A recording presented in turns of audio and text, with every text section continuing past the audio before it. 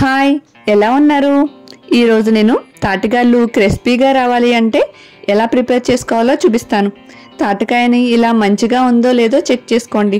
ఇలా ప్రెస్ చేసుకుంటే మెత్తగా అవుతుంది. అప్పుడు దానిపైన ఉన్న బ్యాక్ లేయర్ మొత్తాన్ని రిమూవ్ చేసేసుకోండి.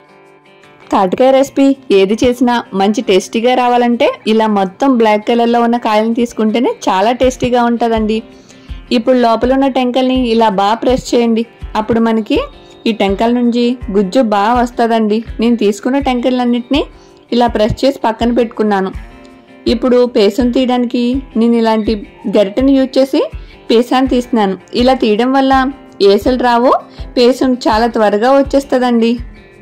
మీ దగ్గర తాటి పేసం తీసేది ఉంటే తీసుకోండి, లేదంటే ఇలా ట్రై చేసి చూడండి. దీంతో తీసుకోవడం వల్ల తాటి పేసం చాలా త్వరగా వస్తుంది, అలాగే ఏసలు లేకుండా చాలా స్మూత్గా కూడా వస్తుందండి. మొత్తం టెంకలన్నింటినీ ఇలా తీసేసుకుని సెపరేట్ చేసుకోండి. నాకు మొత్తం పేసం అంతా ఈ కప్పుడు వచ్చిందండి. నేను కొలతలన్నీ ఈ కప్పుతోటే చెప్తాను, మీరు పర్ఫెక్ట్గా ఫాలో అవ్వండి. నేను తాటిగుజ్జుని ఒక పెద్ద గిన్నెలోకి తీసుకుంటున్నాను. నేను వాటర్ యాడ్ చేయకుండా తీసాను కాబట్టి గుజ్జు చాలా స్మూత్గా గట్టిగా కూడా వచ్చిందండి. దానిలోకి పావు కప్పు బెల్లాన్ని యాడ్ చేసుకుంటున్నాను. నేను తీసుకున్న తాటికాయలు చాలా స్వీట్గా ఉన్నాయి కాబట్టి నేను పావు కప్పు బెల్లాన్ని యాడ్ చేసుకుంటున్నాను. మీకు స్వీట్ లేదనుకుంటే అరకప్పు బెల్లాన్నైనా యాడ్ చేసుకోవచ్చండి.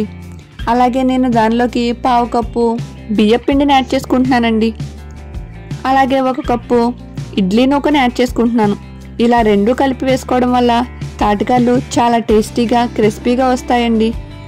మీకు ఇడ్లీ నూక ఇష్టం లేదు అనుకుంటే కప్పు పావు బియ్యం పిండిని యాడ్ చేసుకునేనా చేసుకోవచ్చు. వీటన్నిటిని బాగా కలిసే విధంగా కలుపుకోవాలండి. ఇవన్నీ బాగా కలిసిన తర్వాత బియ్యం ఒక కాసేపు నానుతుంది. జస్ట్ 15 మినిట్స్ అలా పక్కన మూత పెట్టేసి పక్కన ఉంచండి. 15 మినిట్స్ తర్వాత చేతికి కొద్దిగా ఆయిల్ రాసుకుని ఇలా ఉండని చేసుకుని, నేను ఇస్తరాకులో చేస్తున్నానండి. మీ దగ్గర ఇస్తరాకు లేదనుకుంటే ఒక ప్లాస్టిక్ కవర్ని గిన్నె పైన పెట్టుకుని ఇలా రౌండ్ షేప్లో ఉండ చేసుకుని ఇలా తాటికాయని ప్రిపేర్ చేసుకోవచ్చు. తాటికాయని ఇలా జాగ్రత్తగా నెమ్మదిగా చేతిలోకి తీసేసుకుంటే చాలా ఈజీగా వచ్చేస్తుందండి. ఆయిల్ రాసుకుని యాడ్ చేసుకుంటాం కాబట్టి చాలా స్మూత్గానే వచ్చేస్తుంది. ఇప్పుడు స్టవ్ ఆన్ చేసుకుని కళాయిలో ఆయిల్ వేసుకుని ఆయిల్ హీట్ అయ్యాక ఇలా తాటికాయలను యాడ్ చేసుకోండి. ఆయిల్ మరీ హీట్ అవ్వక్కర్లేదు. మరీ హీట్ అయినా తాటికాయలు పైన క్రిస్పీగా అయిపోయి లోపల పిండి పిండిగా ఉండిపోతాయండి. ఆయిల్ మీడియంగా హీట్ అయ్యాక మంటని మీడియం ఫ్లేమ్లో పెట్టుకుని కాసేపు బాగా వేగనివ్వాలి, లేదంటే లోపల పిండిగా ఉండిపోయి పైనంతా మాడిపోతాయండి.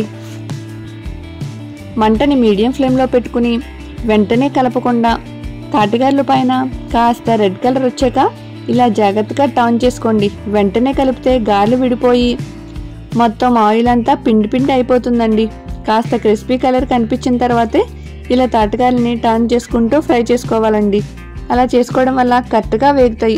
చూడండి, ఇలా కలర్ వచ్చాక ఈ తాటికాయలన్నిటిని సెపరేట్ చేసేసుకుని, ఇప్పుడు ఆయిల్ బాగా హీట్ అయ్యి ఉంటుంది కాబట్టి మంటని లో ఫ్లేమ్లో పెట్టేసుకుని మళ్ళీ కొన్ని తాటికాయలని అలా యాడ్ చేసుకోండి.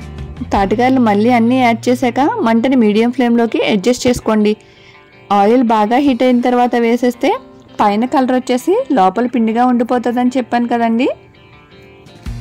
అలా కాకుండా లో ఫ్లేమ్లో పెట్టుకుని గారెలన్నీ వేసాక మీడియం ఫ్లేమ్లోకి అడ్జస్ట్ చేసుకోండి. అంతేనండి, ఎంతో ఈజీగా తాటికాయలను ఇలా ప్రిపేర్ చేసుకోవచ్చు. నా వీడియో నచ్చినట్టయితే చిన్న లైక్ చేయండి.